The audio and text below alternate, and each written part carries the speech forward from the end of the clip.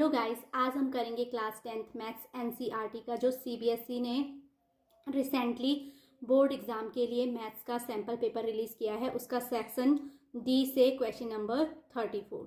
Guys, question number 34 है a boy whose eye level is 1.35 metre from the ground spot a balloon moving with the wind in a horizontal line at same height from the ground.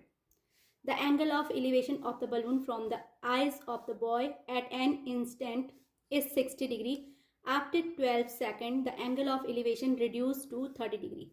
If the speed of the wind is 3 meter per second, then find the height of the balloon from the ground. And here use under root 3 is equals to 1.73. तो guys, सबसे पहले हम क्या करेंगे, according question picture को describe करेंगे। तो यहाँ पर ये हमने खुद से इसको क्या करना है, ड्रॉ करना है। तो मैं क्या करती हूँ, सपोज किया हमने let A B the eye level of the boy. A क्या है, ये बॉय है, बॉय का आई लेवल है which is 1.35 metre from the ground. अब ये आई लेवल क्या है, ग्राउंड से कितना अबव है, 1.35 मीटर अबव है। एंड देन उसके बाद जो हमारा क्या है, B be the initial position of the balloon. तो हम एज्यूम करेंगे कि बी क्या है, बलून की इनिशियल पोजीशन है। And C be the position of the balloon after 12 second. और जो सी है 12 सेकेंड के बाद इनिशियल पोजीशन बलून की क्या है, बी है। और 12 सेकेंड के बाद बलून कहाँ पर चला जाता है, पॉइंट सी पर चला जाता है। तो ये जो इनिशियल पोजीशन और फाइनल पोजीशन है बलून की, वो इस तरीके से है कि यहाँ पर angle of elevation first case में क्या है, 60 डिग्री है। एंड उसके बाद डिक्रीज होके एंगल ऑफ एलिवेशन क्या हो जाता है, बलून का 30 डिग्री हो जाता है। यानी angle B A E is equals to 60 degree and angle C A E is equals to 30 degree. अब अकॉर्डिंग टू क्वेश्चन हमको क्या दी हुई है, विंड की स्पीड दी हुई है। तो speed of the wind is equals to 3 metre per second है। क्या है, 3 मीटर पर सेकेंड। तो अकॉर्डिंग टू दिस डायग्राम हम थ्योरी को राइट करेंगे। तो सबसे पहले मैं लिखूंगी let A B the eye level of the boy which is 1.35 metre from the ground and B be the initial position of the balloon and C be the position of balloon after 12 second such that the angle of elevation from A to B and A to C be 60 degree and 30 degree respectively. Then given है according to question speed of the wind is equals to 3 metre per second.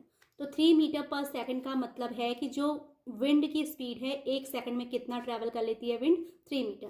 तो सो हम write करेंगे distance covered by balloon in 1 second. एक second में जो balloon distance cover करेगा, क्योंकि wind की स्पीड 3 मीटर पर सेकंड है, तो according this statement distance covered by balloon in 1 second is equals to 3 metre. अब यहाँ पर क्या दिया है, after 12 second position of balloon दिया है, उसका angle of elevation point C पे कितना है, 30 डिग्री है। तो मैं आफ्टर 1 सेकेंड में बलून ने कितना डिस्टेंस कवर्ड किया, 3 मीटर डिस्टेंस कवर्ड किया। तो अब हम फाइंड करेंगे distance covered by balloon in 12 second. तो 12 सेकेंड है, जब 1 सेकेंड में 3 मीटर कवर कर रहे हैं तो 12 सेकेंड में क्या हो जाएगा, 12 3 जाए, यानी 36 मीटर क्या करेगा, बलून कवर करेगा डिस्टेंस। ओके, तो दैट मीन्स 12 सेकेंड में बलून क्योंकि बी से पोजीशन सी पे पहुंचा है, तो 12 सेकेंड में डिस्टेंस कवर की उसने कितनी, बी सी। तो B C is equal to according to our solution कितना आ जाएगा, 36 मीटर। ओके, तो गाइस अगर हम पिक्चर चेक करें तो B D is equals to होगा C E. Okay, and suppose करिए कि बी डी इक्वल टू हमने क्या किया, एज्यूम किया कि एच मीटर है, तो सी ई भी क्या होगा, एच मीटर होगा। तो इसको हम राइट करेंगे सपोज बी डी, या let B D is equal to C E and that is equal to h metre. And A D को हमने सपोज किया कि वो क्या है, एक्स मीटर है। ओके, अब हम क्या करेंगे, राइट ट्रायंगल लेंगे A B D. A B D हमारा फर्स्ट राइट ट्रायंगल है। तो यहाँ पर in right triangle A B D tan 60 and tan 60 is equals to क्या होता है, tan थीटा इक्वल टू होता है परपेंडिकुलर अपॉन बेस। तो perpendicular is here B D and base is A D. तो मैं राइट करूंगी tan 60 is equals to B D upon A D. And B D की वैल्यू कितनी assume की है हमने, एच, और ए डी की वैल्यू कितनी, एक्स है। तो that means tan 60 is equals to हमारा हो जाएगा एच अपॉन एक्स। तो सो मैं क्या राइट करूंगी, H upon x is equal to tan 60 and tan 60 होता है √3। तो यहाँ से पाई cross multiplication H is equal to आ जाएगा एक्स इंटू √3, या फिर अगर हमें एक्स की वैल्यू चाहिए तो एक्स इज इक्वल टू आ जाएगा एच अपॉन √3। अब हम अगेन लेंगे राइट एंगल ट्रायंगल ए सी ई।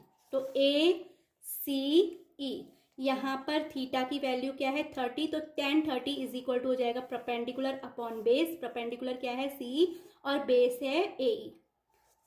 तो सो मैं अब राइट करूंगी tan 30 is equal to CE upon AE। CE is equal to हमने क्या एज्यूम किया है, H एज्यूम किया है, और AE की प्लेस पे मैं राइट करूंगी AD plus DE। And DE किसके इक्वल होगा, BC के। तो DE की प्लेस पे फिर से हम 36 राइट करेंगे, तो ये आ जाएगा CE इक्वल्स टू हमने गाइज H राइट किया, और AE की प्लेस पे मैं राइट करूंगी x प्लस 36। तो ये हो जाएगा H upon 36 plus x is equal to tan 30 की वैल्यू होती है 1 अपॉन √3। तो दिस इक्वल्स टू 1 अपॉन √3 लिखा। अब हम x की वैल्यू फ्रॉम इक्वेशन फर्स्ट से इसमें रख देंगे। x इक्वल टू क्या है, H अपॉन √3। तो देन इक्वेशन हो जाएगी H अपॉन 36 प्लस x की प्लेस पे हमने H अपॉन √3 राइट किया equals to 1 upon √3।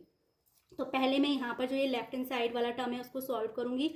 Whole upon में √3 आ जाएगा, तो ये डिनोमिनेटर सॉल्व कर रहे हैं, तो ये 36 इंटू √3 प्लस H हो जाएगा होल अपॉन √3। √3 होल अपॉन ऊपर जाएगा तो H इंटू √3 बचेगा, एंड डिनोमिनेटर में 36 into √3 plus H is equals to 1 upon √3।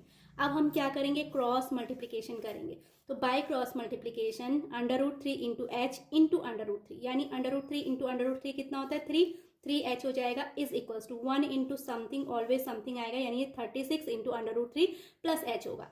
अब यहाँ पर 3H है, ये प्लस H का ट्रांसफर हमने लेफ्ट हैंड साइड में किया, तो माइनस H हो जाएगा, is equal to 36 into √3। 3H minus H is equals to होता है 2H is equals to 36 into √3। तो 2 यहाँ मल्टीप्लाई में, तो यहाँ राइट हैंड साइड में किस में आ जाएगा, ट्रांसफर करने पे डिवाइड में आ जाएगा। तो so H is equal to 36 into √3 by 2। 36 2 से 18 टाइम्स कैंसिल होगा, तो so the value of H is equal to 18 into √3। अब हमें क्वेश्चन में क्या गिवन है, यूज √3 इज इक्वल्स टू 1.73। तो मैं क्या करूंगी, H is equal to 18 into √3 आया, तो √3 की प्लेस पे 1.73 रखूंगी, तो H इज इक्वल टू वहां से आ जाएगा 18 टाइम्स 1.73 मल्टीप्लाई करने पे ये 31.14 मीटर होगा। इसका मतलब क्या है, H यानी कि जो बलून है कितनी हाइट पे क्या कर रहा है, ग्राउंड से कितनी हाइट पे है, H है ना। तो हाइट ऑफ द बलून, अब ग्राउंड से अगर उसकी हाइट ऑफ द बलून निकाल लें, क्योंकि H हमें मालूम हो गया, तो ग्राउंड से उसकी हाइट क्या होगी, H की वैल्यू प्लस 1.35 भी हम ऐड करेंगे। ओके, तो height of the balloon from ground is equals to H plus 1.35। तो इसको ऐड करने पे गाइस हमारा फाइनली कितना आ जाएगा, 32.49 मीटर।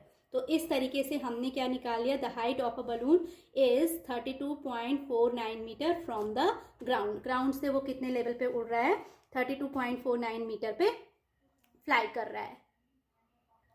तो इस तरीके से हमने क्या फाइंड कर लिया, height of the balloon from the ground. तो आई होप गाइज आपको ये क्वेश्चन अच्छे से क्लियर हो गया होगा। अगर आपको मेरी ये वीडियो अच्छी लगी हो तो please like share and subscribe it, and thanks for watching again.